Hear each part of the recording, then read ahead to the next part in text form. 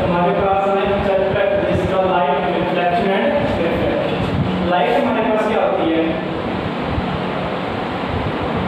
हम कहते हैं हमारे पास सन से क्या आ रही है, लाइट आ रही है। तो लाइट क्या होती है, एक्चुअली में it is a form of energy, form of energy. Light एक एनर्जी की फॉर्म है जो क्या करती है, रे की फॉर्म में चलती है या वेव की फॉर्म में चलती है। तो हमारे पास लाइट होती है, it is a form of energy. इसकी हमारे पास कुछ प्रॉपर्टी होती है। प्रॉपर्टीज क्या है कि हमारी जो लाइट है वो हमेशा एक स्ट्रेट डायरेक्शन में चलती है, it moves in a straight path.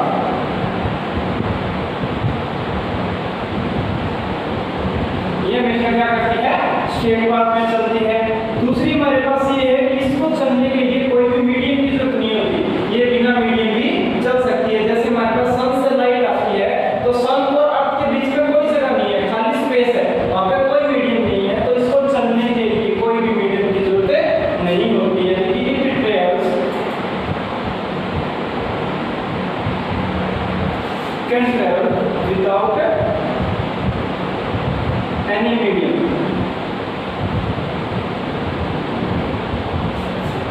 उसके बाद हमारे पास क्या है कि जो हमारी स्पीड ऑफ लाइट होती है वो क्या रहती है, कांस्टेंट रहती है। यानी कि एयर में या वैक्यूम में हम बोल सकते हैं इसकी स्पीड कांस्टेंट रहती है। It's speed in air is 3 × 10⁸ metre पर सेकंड। यानी कि 1 सेकंड में 3 × 10⁸ मीटर चलती है। ये इसकी क्या रहती है, स्पीड रहती है। तो ये हमारे पास क्या होती है, लाइट होती है। और ये हमेशा इसकी क्या प्रॉपर्टी है, ये हमेशा स्ट्रेट लाइन में मूव करती है, विदाउट मीडियम मूव कर सकती है और इसकी स्पीड हमेशा कांस्टेंट रहती है एयर के अंदर 3 × 10⁸ मीटर पर सेकंड। नेक्स्ट हमारे पास रिफ्लेक्शन ऑफ लाइट। रिफ्लेक्शन का मतलब क्या होता है कि जब कोई भी चीज किसी चीज से टकरा कर वापस आती है उसको क्या बोलते हैं हम, रिफ्लेक्शन। तो जो हमारी लाइट है वो भी रिफ्लेक्शन की प्रॉपर्टी शो करती है। यानी कि ये हमारी कोई लाइट की रे आ रही है, ये हमारी कौन सी है, लाइट रे है, तो ये किसी सरफेस से टकरा कर वापस आ जाएगी। तो ये हमारे पास क्या होता है, रिफ्लेक्शन होता है। तो रिफ्लेक्शन ऑफ लाइट की हम डेफिनेशन क्या लिखेंगे, when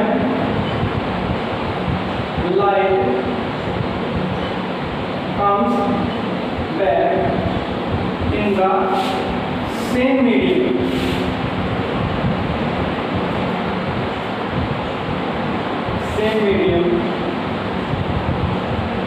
after striking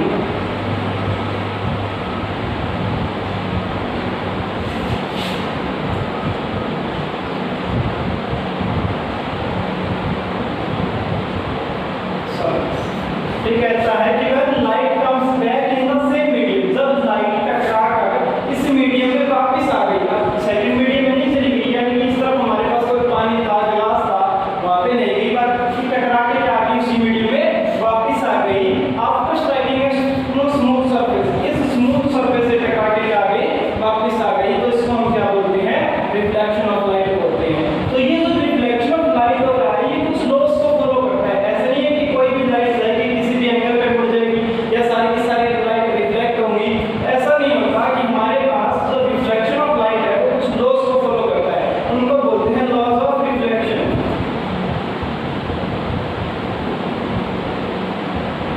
loss of reflection, ठीक है। तो हमारे पास लॉस ऑफ रिफ्लेक्शन क्या है, पहला तो क्या कहता है कि जब भी हमारे पास कोई इंसिडेंट रे किसी सरफेस से टकरा के वापस आती है तो इसको हम क्या बोलते हैं, इंसिडेंट रे। तो ये हमारे पास रिफ्लेक्ट होकर वापस आई है तो इसको क्या बोलेंगे, रिफ्लेक्टेड रे।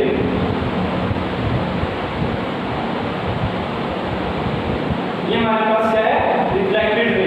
ये हमारे पास क्या है, सरफेस है। और जिस सरफेस के ऊपर हम क्या कर देते हैं, परपेंडिकुलर ड्रॉ कर देते हैं, इसको बोलते हैं हम नॉर्मल। इसको क्या बोलते हैं, नॉर्मल। तो ये कहता है कि जो हमारी इंसिडेंट रे है वो नॉर्मल के साथ में जो एंगल बनाती है उसको बोलते हैं एंगल ऑफ इंसिडेंस, ठीक है।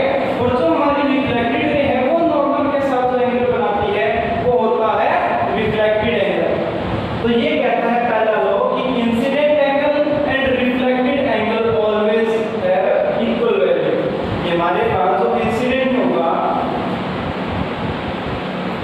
angle of incident is always equals to angle of reflection। पहला वो कहता है कि हमारा जो एंगल ऑफ इंसिडेंट होगा वो हमेशा एंगल ऑफ रिफ्लेक्शन के बराबर होगा, यानी कि हमारा जो एंगल ऑफ आई है वो हमेशा एंगल ऑफ आर के बराबर होगा। सेकंड वो ये कहता है कि जो हमारी इंसिडेंट रे है, नॉर्मल रे है और जो हमारा रिफ्लेक्टेड रे है, ये तीनों की तीनों सेम प्लेन में लाई करेंगी, यानी कि हमारी incident ray, reflected ray and normal all lies in same plane। ये हमारी सारी क्या करेंगे, सेम प्लेन। सेम प्लेन का मतलब क्या है कि अगर कोई लाइट इस डायरेक्शन में इस तरह से जा रही है तो वो टकरा के वो इसी प्लेन के अंदर वापस आ जाएगी, यानी कि वो यहाँ से टकरा के ऐसे नहीं जा सकती, ठीक है, यानी कि वो यहाँ से टकरा के इसी प्लेन के अंदर वापस आएगी। इसका मतलब ये है कि इंसिडेंट रे, रिफ्लेक्टेड रे और नॉर्मल सारे की सारी क्या होंगी, सेम प्लेन के अंदर होगी। तो ये हमारे पास होते हैं लॉज ऑफ रिफ्लेक्शन। जो कब भी हमारा रिफ्लेक्शन होगा तो वही लॉज को फॉलो। नेक्स्ट है हमारे पास मिरर। मिरर क्या होता है, एक स्मूथ सरफेस होता है जो लाइट को क्या करता है, रिफ्लेक्ट करता है, यानी कि it is a smooth surface. Smooth surface which reflects light rays। हमारा एक स्मूथ सरफेस होता है जो क्या करता है, लाइट को रिफ्लेक्ट करता है। और मिरर हमारे पास दो टाइप की होती है। पहला हमारे पास होता है प्लेन मिरर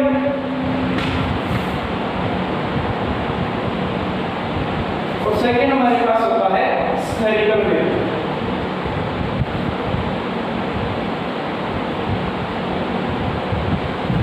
नाम से ही पता चल रहा है, प्लेन मिरर और स्फेरिकल मिरर। प्लेन का मतलब क्या है, तो हमारे पास एक प्लेन की तरह होगा। स्फेरिकल मिरर है यानी कि वो एक थोड़ा सा स्फेयर की तरह होगा, ठीक है। तो पहले हम बात करते हैं प्लेन मिरर। तो प्लेन मिरर हमारे पास क्या होगा, एक स्मूथ सरफेस होगा जिसकी एक साइड क्या होगी, रिफ्लेक्टेड होगी और एक साइड क्या होगी, ओपेक। ओपेक होती है जिसमें से लाइट पास ना हो, यानी कि हमारे पास ये सरफेस हो गया। अगर यहाँ से कोई भी लाइट आएगी वो हमेशा टकरा के आएगी, वापस ही आएगी, ठीक है। तो हमारे पास ये एक रेस होती है तो इसको बिल्कुल बीच में से काट के इसको हम क्या बोलते थे, नॉर्मल। ये हमारे पास क्या है, नॉर्मल है। फिर मैं कहता हूं कि अगर मेरे पास यहाँ पर कोई ऑब्जेक्ट है, यहाँ पे कोई भी ऑब्जेक्ट है, तो इसमें से जो लाइट जाएंगी वो यहाँ से इस मिरर के साथ टकरा के वापस आएगी। और जब भी कोई लाइट टकरा के वापस आती है तो किन्हीं भी दो रेज जब आपस में इंटरसेक्ट करती है तो वहां पे हमें क्या बनी दिखाई देती है, इमेज बनी दिखाई देती है। तो हम यहाँ पे डेफिनेशन ऑफ इमेज भी लिख सकते हैं। इमेज क्या होती है, वेयर टू रिफ्लेक्टेड लाइट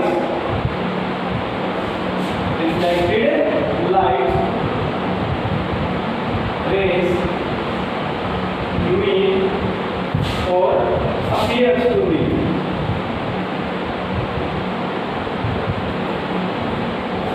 यानी कि जहां पे हमारे पास दो रिफ्लेक्टेड लाइट या तो मिलती है या मिलती हुई दिखाई देती है, उसको हम क्या बोलते हैं, इमेज बोलते हैं। अब यहाँ पे मेरे पास क्या है, दो लाइट रेज है। यहाँ से कैसे निकलेंगी दो लाइट रेज, यहाँ से हमारे पास एक लाइट रे यहाँ पे गई, ठीक है। अब हमने ये कहा था कि हमारी जो ये क्या है, हमारे पास सरफेस है और सरफेस के ऊपर ये जो लाइट रेज आ रही है ये कितना डिग्री का एंगल बना रही है, 90 डिग्री का। और जब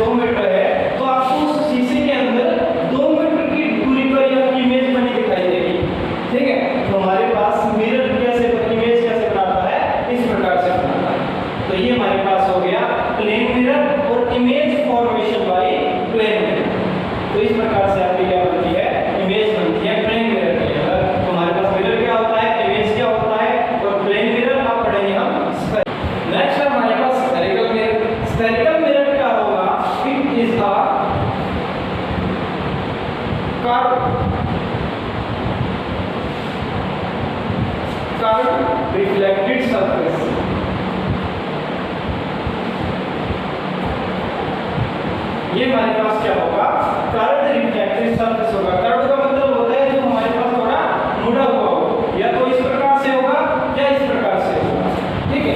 तो ये हमारे पास क्या होता है, स्फेरिकल मिरर होता है। अब स्फेरिकल मिरर क्या करेंगे, अगर मैं इस पार्ट को पूरा कर दूं तो ये मेरे पास क्या बनेगा, एक स्फीयर नहीं बन जाएगा। अब इस स्फीयर में से मैं एक लाइन पास करवा देता हूं जो इस स्फीयर के बिल्कुल कहां से पास हो, सेंटर से पास हो, ठीक है। तो इस पॉइंट को हम सेंटर ऑफ कर्वेचर बोलते हैं। इसको क्या बोलते हैं, सेंटर ऑफ कर्वेचर बोलते हैं। और ये जो पॉइंट है इसको बोलते हैं पोल, ठीक है। और इस सेंटर और पोल के बीच की जो मिड पॉइंट है, मिड पॉइंट है यानी कि ये जो पॉइंट इतनी दूरी होती है, इतनी दूरी दोनों बराबर होंगी, इसके मिड पॉइंट को बोलते हैं फोकस, ठीक है। तो हम क्या करते हैं, ये हमारा क्या बन गया, स्फेरिकल मिरर बन गया, ठीक है। तो सेम हमारे पास इस प्रकार से भी बनेगा। अब हमारे पास स्फेरिकल मिरर होता है वो दो टाइप का होता है, concave mirror and convex mirror. First है हमारे पास कनकेव और सेकंड है हमारे पास कन्वेक्स।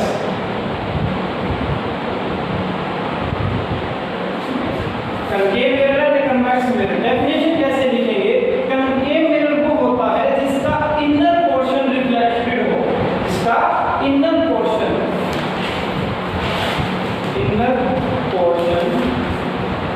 इज रिफ्लेक्टेड, जिसका इनर पोर्शन रिफ्लेक्टेड होगा और आउटर सरफेस होगा वो क्या होगा, ओपेक होगा। आगे समझ में। कन्वेक्स इसका जस्ट अपोजिट, जिसके अंदर हमारा जो इनर पोर्शन होगा वो क्या होगा, हमारा ओपेक होगा, और जो आउटर सरफेस होगा वो क्या होगा, रिफ्लेक्टेड होगा। यानी कि हमारे पास जो आउटर सरफेस है रिफ्लेक्टेड। सेम काम इसी में करना है आपने। इसके अंदर भी हमारे पास एक लाइन पास होगी। अब जिस स्फीयर का हमारे पास क्या बनता है, एक पोर्शन बनता है, उस स्फीयर के सेंटर को क्या बोलेंगे, सेंटर ऑफ कर्वेचर। ये पॉइंट यहां पे काट दो, इसको क्या बोलेंगे, पोल। और यहां पे जो हमारे पास ये मिड पॉइंट होगा इसको क्या बोलेंगे, फोकस बोलेंगे, ठीक है। तो हमारे पास ये जो वैल्यू होती है सेंटर से लेके पोल तक की, इसको बोलते हैं रेडियस ऑफ कर्वेचर, ठीक है। और ये जो हमारे पास F से लेके P तक की दूरी है इसको बोलते हैं फोकल लेंथ। तो क्या बोलते हैं, फोकल लेंथ। और ये जो लाइन है ना जो पोल सेंटर फोकस में से पास हो रही है इसको बोलते हैं प्रिंसिपल एक्सिस, प्रिंसिपल सरफेस।